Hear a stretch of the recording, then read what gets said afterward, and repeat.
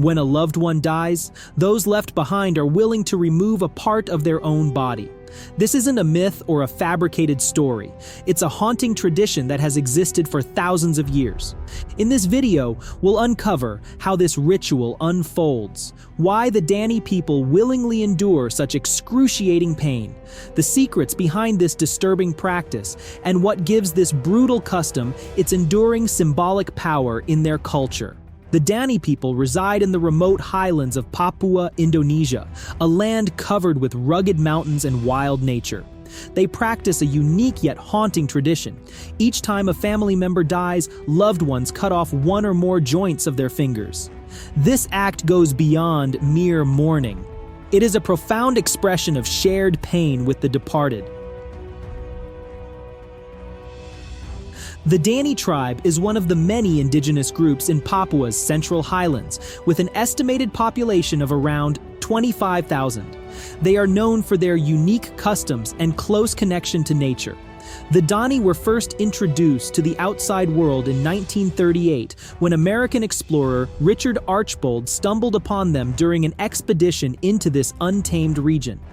Since the mid-20th century, the Dani have gained fame for their peculiar customs and strong cultural identity, which they have preserved to this day. Dani men often wear koteka, a simple gourd sheath covering their genitals, while women wear basic skirts made of grass and remain topless. Their way of life appears to belong to an ancient era, and their customs continue to intrigue and astonish outsiders. The finger-cutting tradition, known as palek, is a deeply haunting ritual that expresses the utmost pain and profound grief over the loss of a loved one. When a family member dies, crying alone seems insufficient. Instead, family members, particularly women, cut off part of their fingers as a testament to their sorrow and loss. The mother or wife of the deceased is often the first to perform this harsh ritual to demonstrate loyalty and reverence for the departed, leaving a permanent mark on both body and soul. Though terrifying to outsiders, this custom holds deep spiritual meaning for the Dani. They believe the souls of the dead do not immediately leave but linger among the living. Dani people fear that a deceased soul may become angry if not properly honored, and finger-cutting is seen as a sacrifice to appease the spirit of the departed. Losing part of a finger is more than physical and emotional pain. It is a sacred mark of the unbreakable bond between the living and the dead.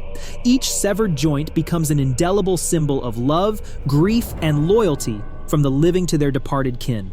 Before the ritual begins, Dani women undergo thorough mental preparation.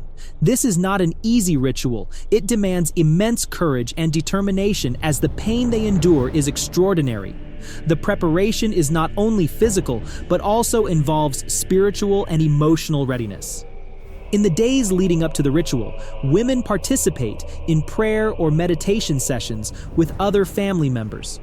These moments allow them to reflect and connect with the soul of the deceased.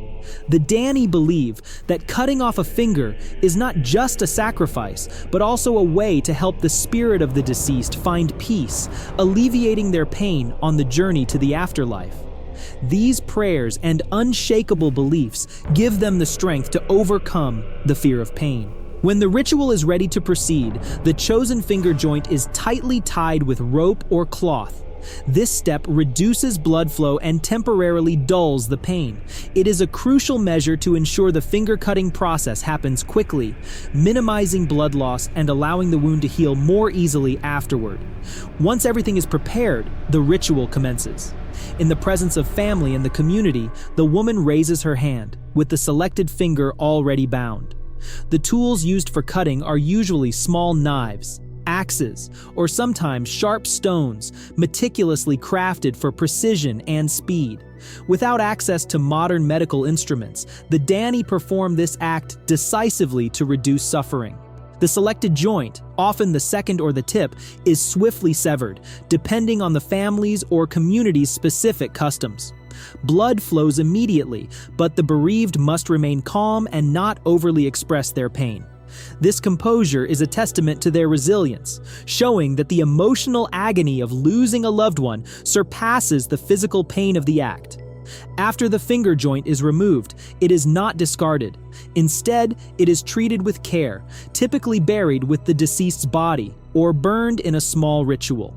This act signifies an offering.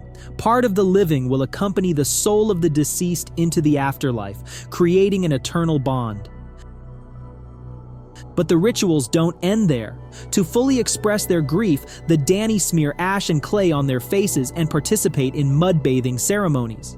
These actions carry deep symbolic meaning. The Dani believe that the deceased are born from the earth and return to it in death, a natural cycle of life and death. Mud bathing not only shows respect for the deceased's soul, but also reconnects them to nature and Mother Earth. Although the Dani lack modern medical tools, they skillfully use traditional herbs to help wounds heal quickly and prevent infections.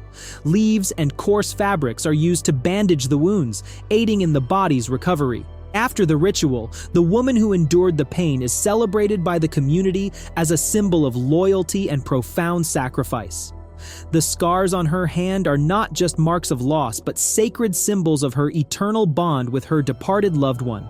In addition to finger-cutting rituals, Dani men express grief differently, though their ceremonies are equally symbolic. When a brother passes away, Dani men use a sharp bamboo blade to cut part of their ear. This act not only symbolizes their sorrow, but also represents sacrifice, reminding them of the unbreakable bond with the deceased. Like finger cutting, ear slicing becomes a sacred mark on both their bodies and spirits. Beyond these painful rituals, the Dani have a unique funeral tradition involving mud bathing. This act symbolizes the belief that humans originate from the earth and return to it upon death. To the Dani, death is not the end, but a return to nature, where everything began.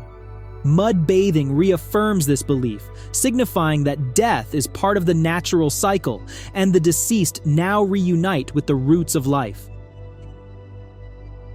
In the past, the Dani also practiced mummification as a funeral ritual. This tradition honored significant leaders or chiefs within the community. Instead of burying the body, they preserved it through smoke drying. The corpse was placed on a bamboo rack near a fire, where smoke rose continuously for weeks, even months. The process prevented decomposition, turning the body into a hardened, blackened mummy. These mummies became eternal symbols of respect and reverence for the deceased leaders. After the mummification process, the body was kept in the village and displayed during major festivals. On such occasions, the mummies served as a reminder of the leaders' contributions and authority during their lifetime. While this method is now nearly extinct, a few preserved mummies remain as testaments to the Dani's rich history. Another once famous Dani custom was the skull decorating festival. During intertribal wars, the Dani didn't just view killing enemies as victory, they kept the enemy's skulls as trophies.